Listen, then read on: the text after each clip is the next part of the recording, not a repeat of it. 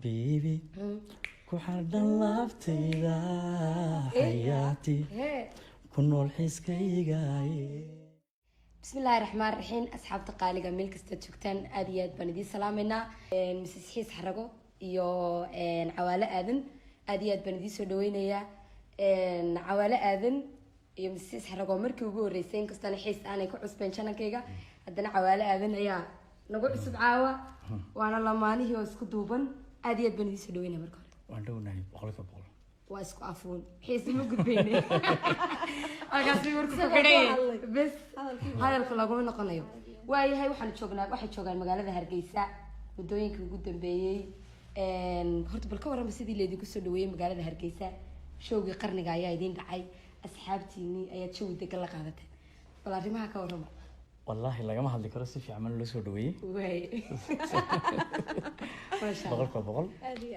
dadkii soo dhaweeyay dhamaantood waan uga mahadcelinaynaa kulli toolayntii soo dhaweysay wuxuu badnaayeen حاجة أصحابتي قديمة واي حوالي أنا وحو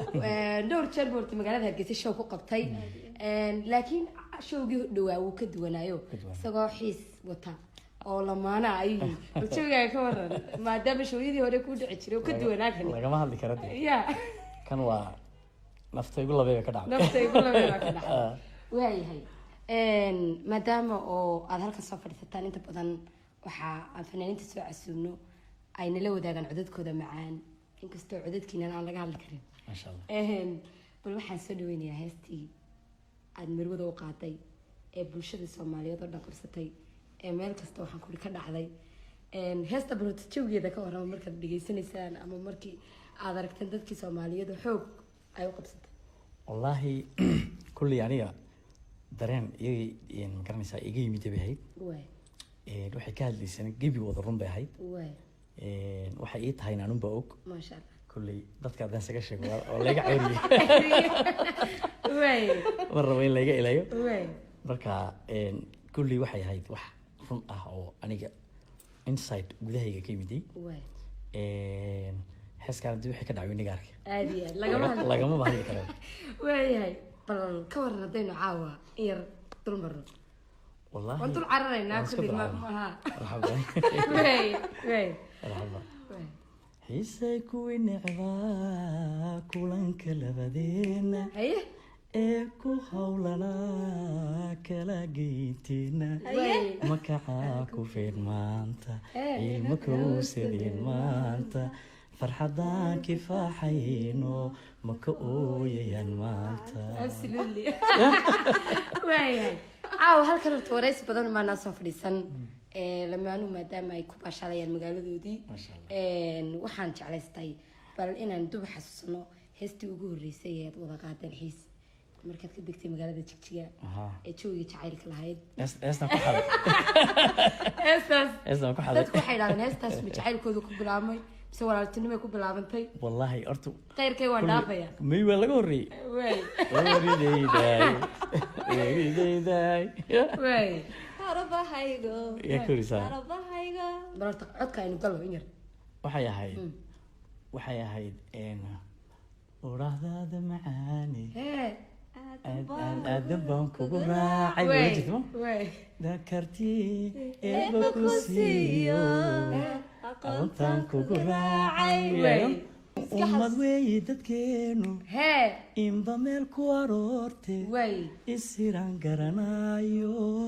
abtirkaan kugu raacay isiraan garanayo abtirkaan kugu doortay ما شاء الله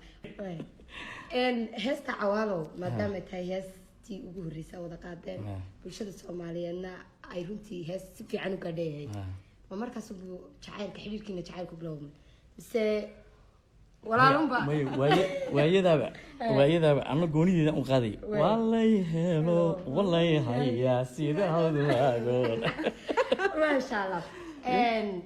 anigu cawaale aadan heesiisa heesa badan oo xoog jacayl ba jira waxa kamid ah heesta leedo idile ayaan bal heestaan ku noqono way xisnaa idile ayaan idile ugbaad idil ayaan aqligaygii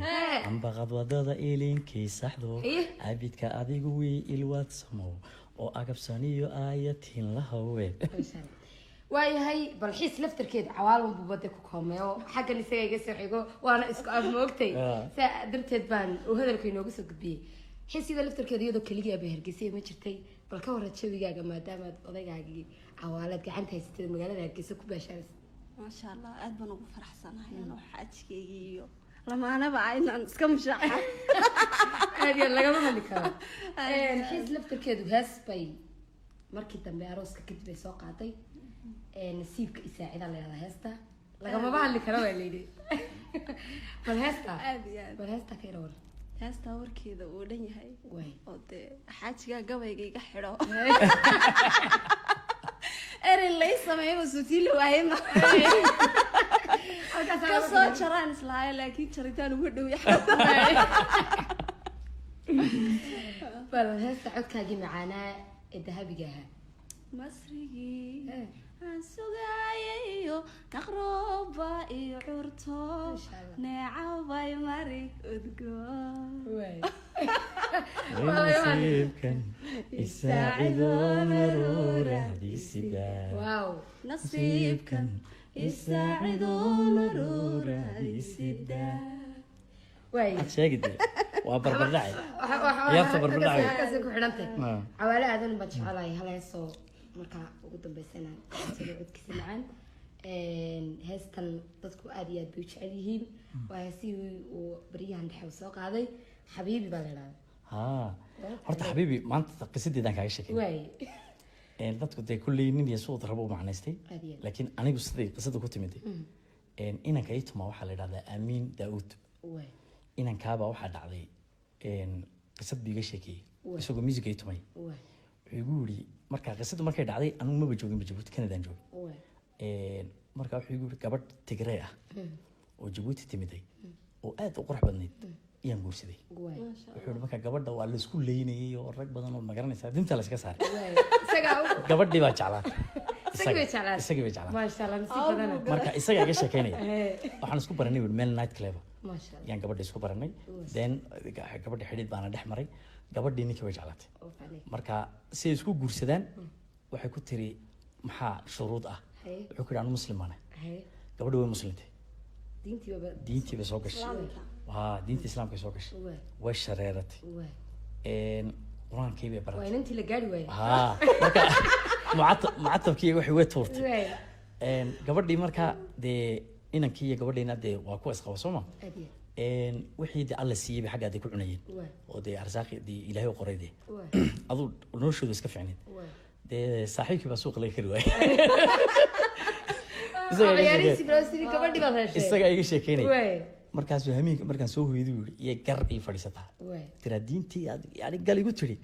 dee sidan aad u dhaqmaysa maybu dhigayne maxaa qaldan markaa gabadhii waxbayna hadal kugu daalin gabadhii maalin maalmaha ka mid a dee waxay tiri isagoo hurda iyo ka socotay uu soo kacay markaasuu arkay meeshii degalaangelina oo dharkeedii guratay